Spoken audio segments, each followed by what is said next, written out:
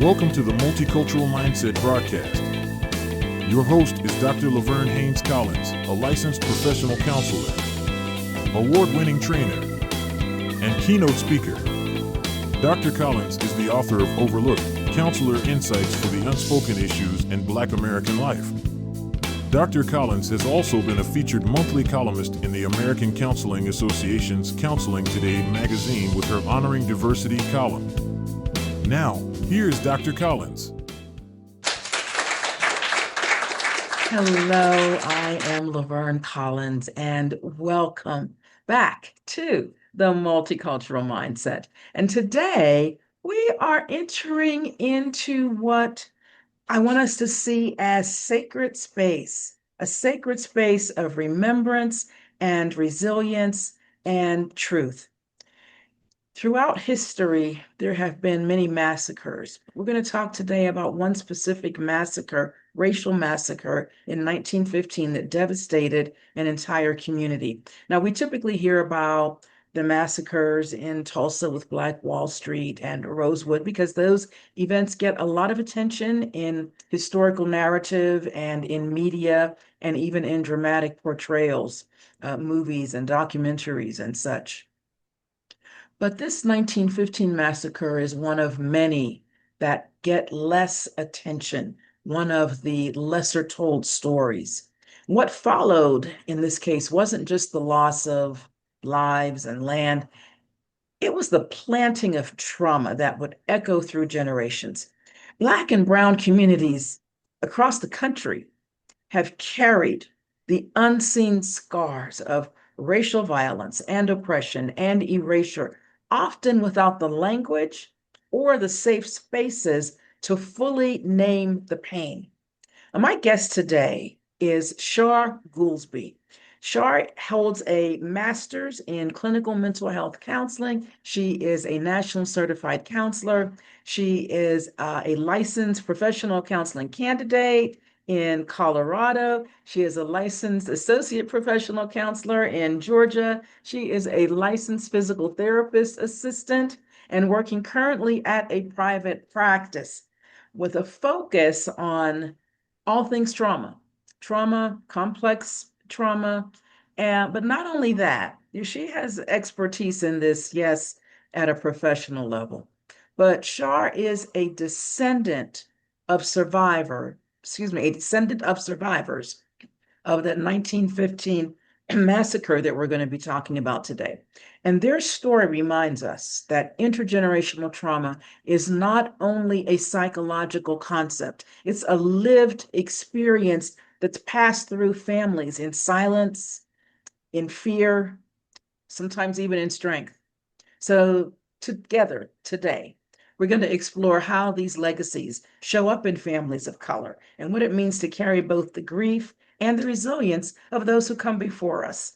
So, Shar, thank you so much for being here today to hold space for your descendants, your ancestors rather, and your story, and for just being willing to be with us here today. We appreciate you for being here. Thank you so much. Well, thank you so much, Dr. Collins, for extending the invitation for me to share my story and my family's legacy with you and your listeners. I appreciate being here. Glad to have you. Let me dive right in and ask you to share the story of what happened to your ancestors in 1915, the story, at least as it was passed down to you. Okay.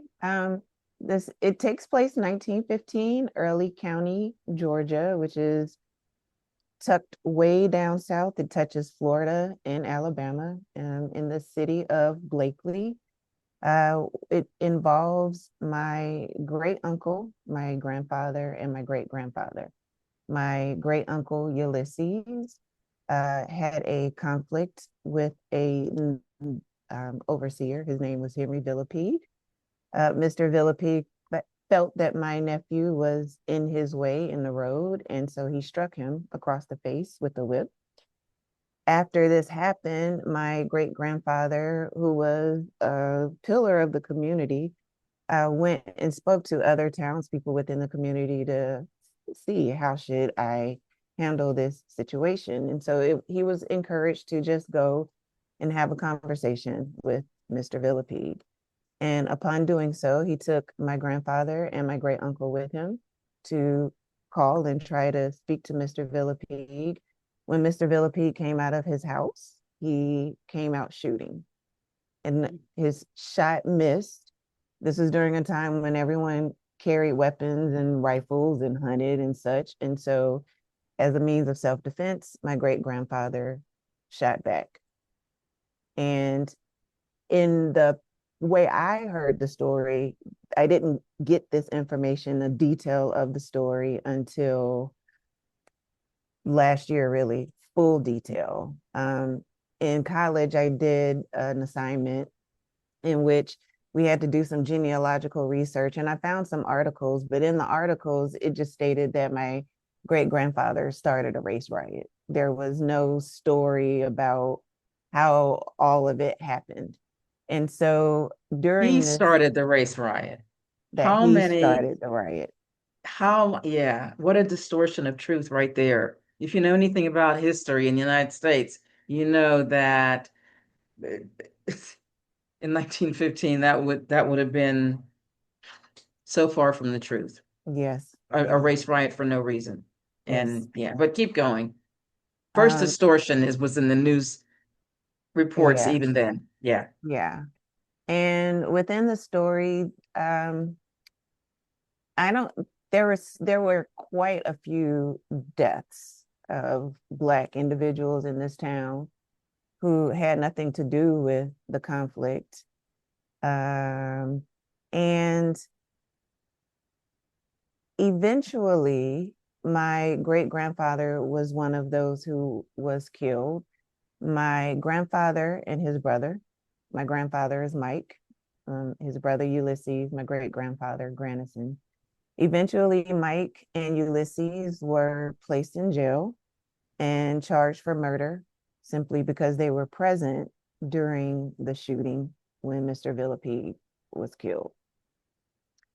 And that led to patterns of silence within my family because the story was not shared. We did not discuss this story growing up. I didn't really know anything about where we came from or our history growing up. And later in years, so after speaking with the cousin who wrote the book about this story, the Early County Massacre, later meeting other cousins and learning, even within their families, there was no discussion. The only way we or they learned of the story was through the wives who had married into the family. But the Mm. Goolsbys never spoke of it. And essentially, one of those patterns within the family of trauma is invisibility, hiding Mm.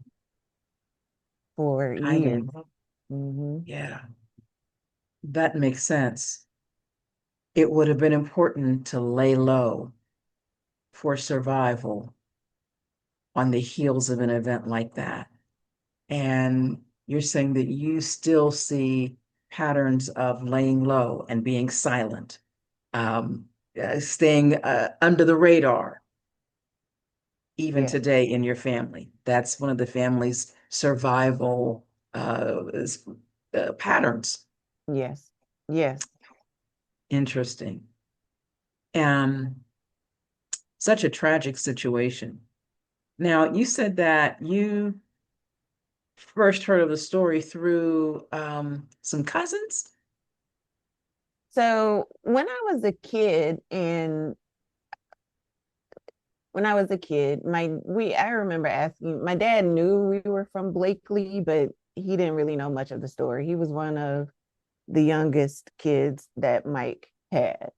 And so all he knew was that there had been a conflict with a white man. His grandfather killed the white man, and then the family was sent north. But that was the bulk of the story. There were no Okay. details. And Mm. well, as I said, like family cookouts and celebrations, this stuff wasn't discussed. Wasn't. Yeah. Wasn't discussed. So Yeah. that was the limit of the story. And then even in college, learning about the story in articles is still limited. So my cousin who wrote the book, his name is Oris Jenkins, he found me on Facebook in 2022 and sent a message to me saying, I have been searching for you and looking for you. And that's how I learned the story. With him is the first time anyone within Mike's lineage, to my understanding, has ever been to Blakely. So I rode with Oris because he's been there multiple times doing research. We went to the courthouse where their first trial was held. I went with him and looked through all the court documents, was able to read my grandfather's words, which was very profound and had a deep impact, and was able to visit the land in which my family was once enslaved upon, the cemetery where they were buried, the church in which my great grandfather was one of the trustees, Wow. visiting the town where my great grandfather was one of the founding members of the Masonic Lodge. He was also a founding member of another benevolent association that served the community. So that was the first time I was really able to make that connection between communal service, because that has been a consistent action within my family, being Community active in the church. service. Gotcha. Mm-hmm. Yeah. Yeah, yeah. Wow. How did learning about this family history, how did that shape your sense of identity as a person of color in America? Um, in one way, well, for my own experience of intergenerational trauma, it explained why I never felt like I fit in anywhere. Because I grew up in Atlanta, but never really felt like I belonged in Atlanta. Mm, Um, mm, and going to Blakely, even though it's still country and still very rural, but I have never felt home and connected to a place as I did going there. So I never felt that sense of belonging or community outside of my family growing up. It explained my experiences of hypervigilance, um, being on edge, like always looking over my shoulder, having challenges, finding a sense of comfort outside the four walls of my mm, home. mm. It also explained the neurodiversity that I experienced growing up and the challenges with being like others. Tell us more about that. You're able to Um, recognize that as a professional as well. yes, communication. Like people would say I talk different. So instead of, oh, look at the trees over there, I would say, look at the trees off in the distance. Like my way of using communication and language was different. Um, my interests, I a lot of interest in crafting, creativity, furniture building, knitting, using my hands, all of those things, painting, sewing, and these things, if someone showed me once, I did it. I didn't have to have a lot of instruction to do it. And then just challenges with making connection with other people outside of the family. So building intimate relationships, having deep, close friendships and connections. Those things were always hard for me.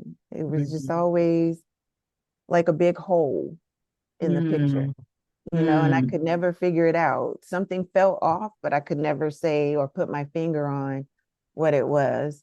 And then realizing I had my own symptoms of PTSD, even though, I mean, essentially my life was good, two-parent home, suburbs, no stress, never had to worry about anything, but that on edge and tension and Yes. those That's symptoms of PTSD, perfectionism, shame, always being felt wrong, highly critical of myself. Uh, avoidance, all of those things. Yeah. Almost like the kinds of emotions, the kind of emotional experience that your great grandfather would have had, or your grandfather, that the experiences that they would have had emotionally. You felt those without having an experiential context for that. Mhm. And I think what I'm also hearing you say is that some of that showed up in ways that appear to be characteristics of neurodivergence, but could actually be characteristics of intergenerational trauma passed down epigenetically. Yes. Yes. Yes. Wow. And another thing that stands out is invisibility, wanting to Mm, be invisible, hiding, not wanting to be in the spotlight, not, wow. not feeling safe being seen. Mm, wow.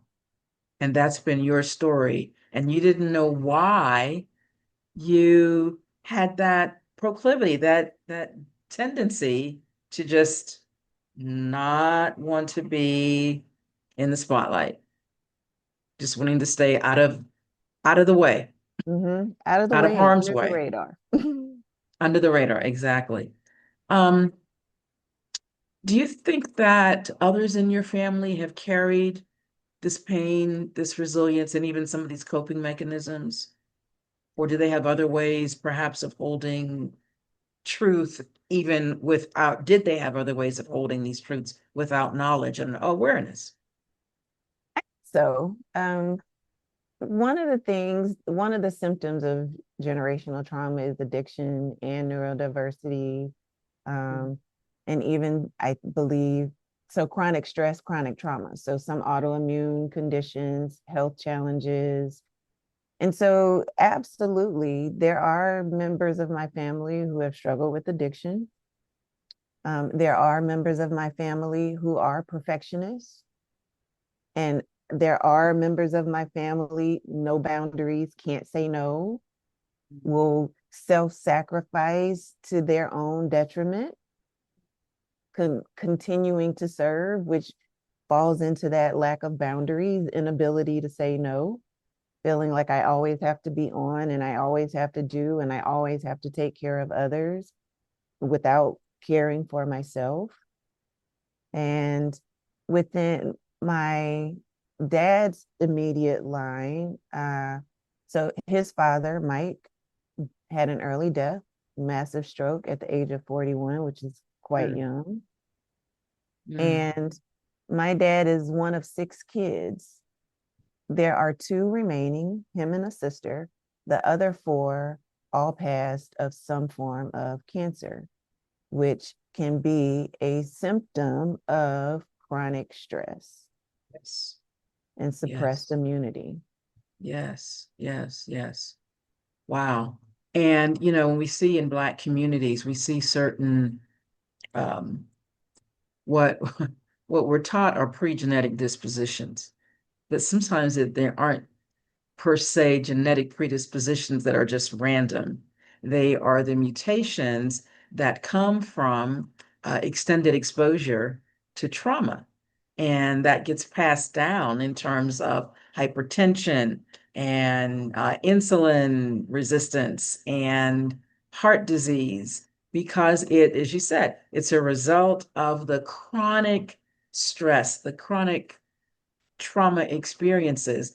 And what you just described about these young deaths in your family is I believe, a classic case of that. I'm going to throw this fact out here and just ask you to comment if you would. There's research that suggests that 3 and 4 generations after the Holocaust, that the descendants of Holocaust survivors still had altered stress hormone profiles. 3 and 4 generations later, Yes. you would be a third or fourth generation post uh, Early County massacre. And what you're describing fits that, but the research was not done, has not been done on Black and Brown people. The research was done on, obviously, the descendants of the Holocaust and their survivors. I should say survivors of the Holocaust and their descendants, what I'm trying to Yeah. say. So everything you're saying supports the reality that intergenerational pattern was not just limited to the Holocaust survivors' descendants, Yes. Black and brown people dealing with those same things unknowingly, Mm-hmm. unknowingly, shorter lifespans, life expectancies, and such. What do you wish more people understood about the long shadow of racial violence and how it continues to affect descendants today? Black people get a bad rap. What Yes. do you what do you wish more people understood? I I want to begin with I am very grateful for Rachel Yehuda's work, research, in being able to isolate the gene that was mutated. I am Hmm. also very grateful for researchers and authors such as Mark Wolin, who especially his book, It Didn't Start With You, because it helps us understand it's not something wrong with us, it's something that happened to us. Happened to us. And so, out of everything, that's what I would want everyone to know. It's not, don't look at a Black or brown person, a person of color, and say, oh, well, what's wrong with them? You know, why do they continue to behave, et cetera, et cetera, et cetera, and all of the labeling and judgment, but change their perspective to what could have possibly happened to cause this type of behavior, and understand that behavior patterns are unconscious, thought patterns are unconscious. We're doing a lot of what was done. We're doing a lot of what was seen.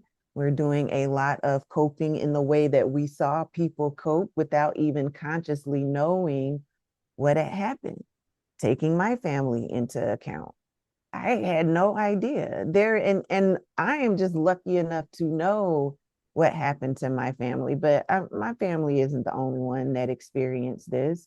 Whether it's a racial massacre or whether it's fleeing your country because of war, what that disruption causes to a community, to an individual, to a family, how it changes the way your nervous system develops, how it causes your nervous system to be in this constant state of being on fight or flight, stress responses, not ever really being able to experience what we call that ventral vagal state, or as I tell my clients, being in the green, where, I'm good, I'm happy, I'm peaceful, I'm joyful.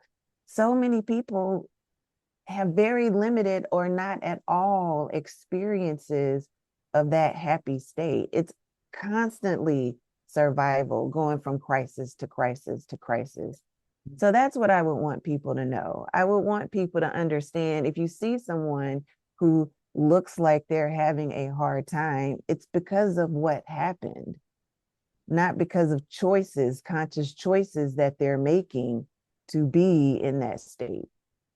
No one How is im- consciously choosing to be an addict. They would much rather do something different if they knew how, if they knew it was possible, if they could see another way, if they knew where help was available to help them be different and rewire their nervous system.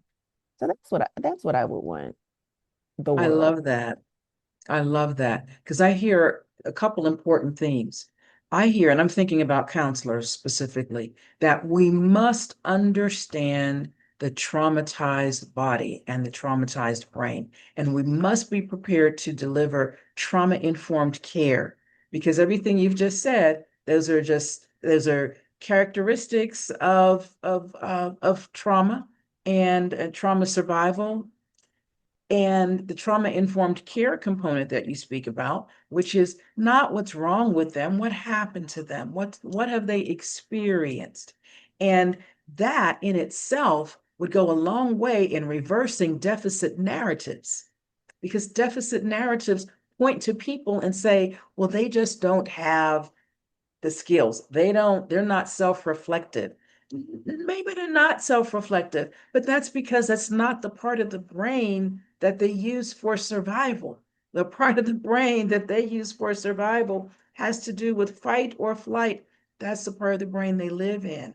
Um, so that deficit narrative of why don't they do this and why do they do this and why do, that is just filled with judgment, and it represents a very closed-minded approach, especially if you're in the helping professions. Mhm. You cannot look at people and not be aware, not pay attention to the deficit narratives that you have been exposed to that bleed into your work as a provider. Yes. So I have much respect for that. Um, it didn't begin with you, as the books as the book title Yeah. goes. How do you think that society benefits or suffers? Because that could be a continuum there. When stories like your family's stories are buried, ignored, or erased. I think society suffers because it perpetuates a stuckness of sort, a stuckness in the trauma, a stuck point in repeating these unconscious patterns. It perpetuates the pain, the legacy of pain and suffering. And I think we need to talk about these stories because regardless of what side of the conflict you're on, whether you're black, brown, or white, and the facilitator or aggressor of the conflict, each side suffers. Generational trauma impacts us all, even though we look different, it impacts us all the same way, with emotional suppression, with chronic trauma, such as borderline personality disorders, bipolar symptoms, mental health issues, depression, anxiety, Mhm. uh, financial conflict, substance abuse, physical and emotional abuse, being in abusive relationships, low self-esteem, low self-worth, neurodiversity. It doesn't matter which side of the conflict you're on. We're both experiencing the pain and the suffering related to that trauma. So I think it's very important for us to have these discussions, share these stories so that we can understand how it's impacting us and change our behaviors consciously and intentionally to create better for future generations. Because if we keep going like we're going, what's going to be left? Mm, We're all in this anger, misery soup when it doesn't have to be that way. It just doesn't have to be that doesn't way. have to be this way. So true. What gives you hope as you think about the future of your family, other families of color who live with intergenerational trauma? And you are fortunate that you've come into an awareness of some of the details. I'm sure not all, some of the details of your family's in intergenerational trauma. What gives you hope, again, for your family and others? What gives me hope, one, for my family, I have these conversations with my younger cousins. So I never married and had children of my own, but I have these conversations with my nephew. I have these conversations with my younger siblings. I help encourage discussion and dialogue about emotion. I help talk to their parents when they are at their wits' end. Why is my kid doing this, and etc. And helping to bridge the gap. I am hopeful because mental health and addressing mental health now is being embraced. It is being encouraged. There is more community public service announcements and education about why addressing mental health is important. I am hopeful because more people are coming out and just speaking about their own experiences with their mental health challenges and how seeking help and processing and healing has made their life more enjoyable, more favorable, more grounded. They're able to connect with who they are, find self-worth, identity, self-esteem. So I am hopeful that things will get better in the future because now more people are making the effort towards change and healing, adopting new ways of living. And, I love that you bring the importance of not hiding and not erasing, not acting as if history can be rewritten and still do justice to society as a whole. Mm-hmm. If you rewrite history, you're not just rewriting the history for one demographic group, one race, ethnicity, or a segment of the population. If you're rewriting history, you are robbing you're robbing an entire country, an entire society of a learning experience that could make it better for the future.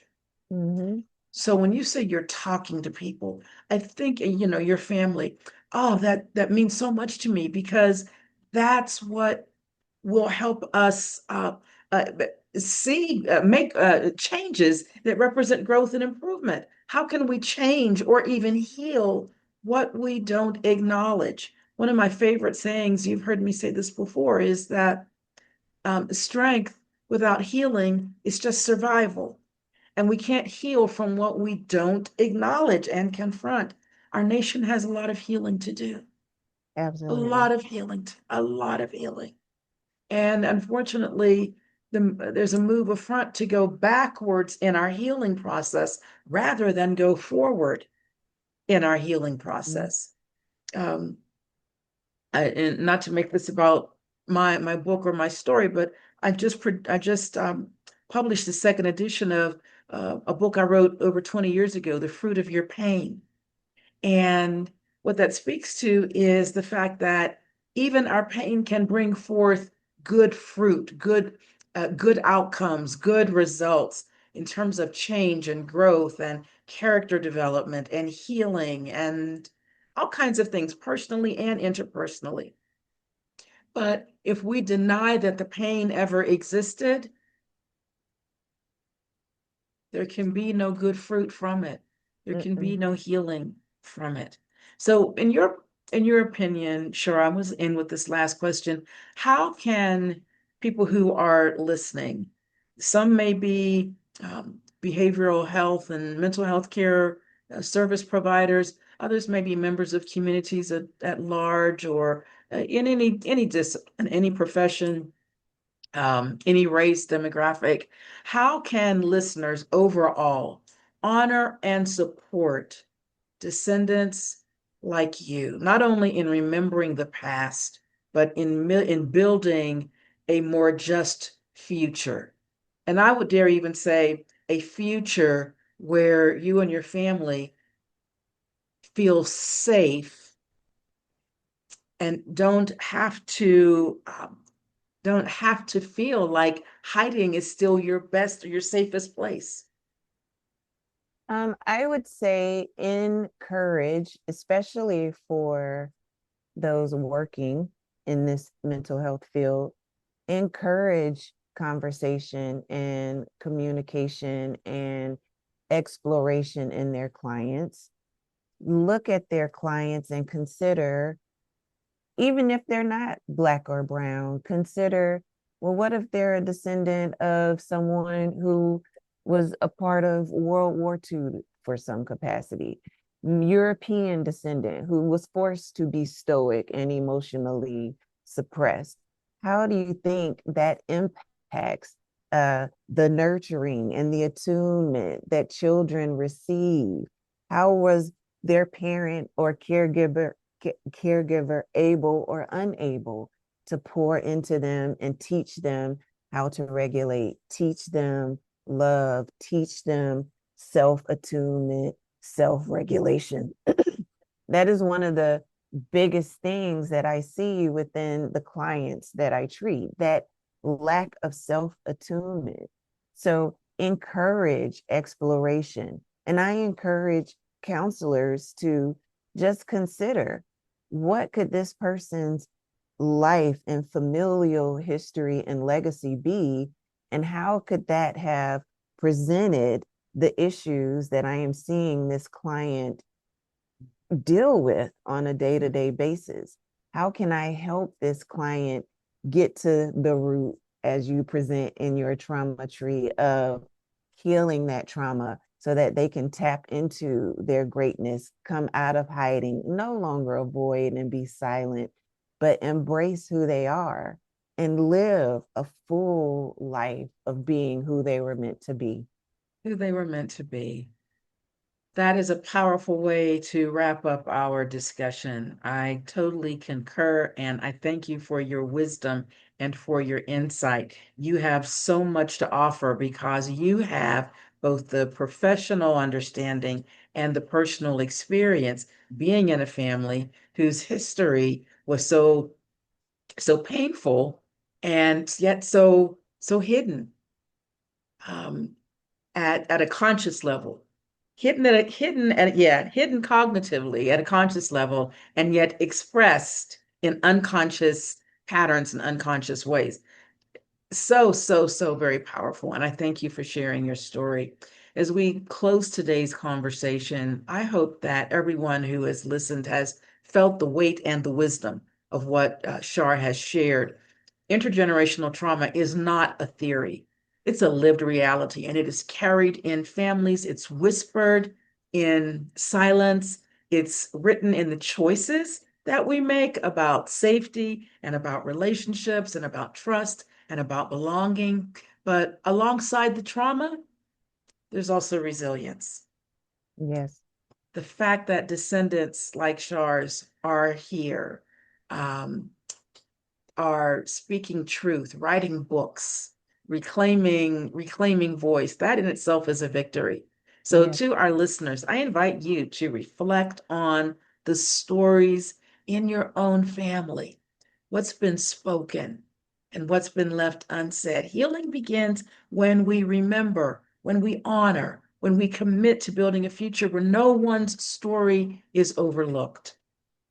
Shar, I can't thank you enough. Before we sign off, do you have any parting words of wisdom or anything else to add to our discussion that you want to really impart to the listeners today? One last thing I would like to add, you pretty much summed it up and very well, but we look different. Our stories may be different, but we all experience pain in the same way. And so Mhm. I would encourage those listening, seek support for healing your pain. There is a light at the end of the tunnel. There is a better way. And for a therapist working, compassion, compassion, compassion, compassion. Thank you, Shar. More words of wisdom. Thank you, thank you, thank you.